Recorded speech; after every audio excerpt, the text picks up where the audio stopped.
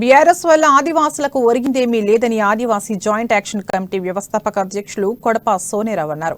ఆదిలాబాద్ పట్టణంలోని press club లో ఆయన మీడియాతో మాట్లాడుతూ ప్రభుత్వం ప్రజాప్రతినిధుల తీరుపై తీవ్ర స్థాయిలో మండిపడ్డారు.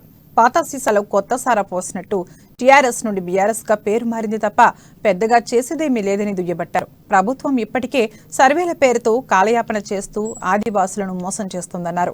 పోడు భూములకు పట్టాలు ఇవ్వకుండా ఆదివాసులపై అక్రమ కేసులు బనాయించి జైల్లో పెట్టిస్తోందన్నారు. చట్టబద్ధత ఉన్నప్పటికీ ఎస్సీ ఎస్టీ సబ్ప్లాన్ నిధులను పక్కదారి పట్టిస్తోందన్నారు. రాజకీయంగానూ ఎదగనివ్వకుండా అడ్డుకుంటుందని, తగిన ప్రాధాన్యత ఇవ్వకుండా అణగదొక్కే ప్రయత్నం చేస్తోందని ఆగ్రహం వ్యక్తం చేశారు.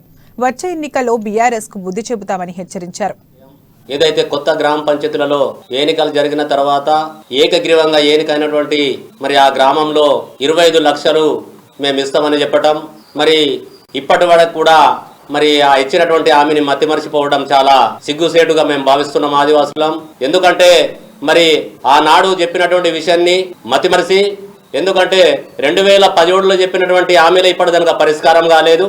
మరి 2022లో ఈ యొక్క 6వ ఎప్పర్ పట్టాల విషయానికి మరి ఇప్పుడు మళ్ళా ఒక ఫైల్ను తయారు చేసేసి ఆదివాసులకు మళ్ళీ అన్యాయం చేసే విధంగా కుట్రలు కుతంత్రాలు చేస్తున్నటువంటి మరి టీఆర్ఎస్ ప్రభుత్వంలో దాన్ని బీఆర్ఎస్ గా మార్చుకొని మళ్ళా మోసం చేసే ఆదివాసులకు కుట్రలు చేస్తున్నారు. కాబట్టి దీన్ని మేము యావత్ ఆదివాసులం అందరం కూడా మేము గమనిస్తున్నాం.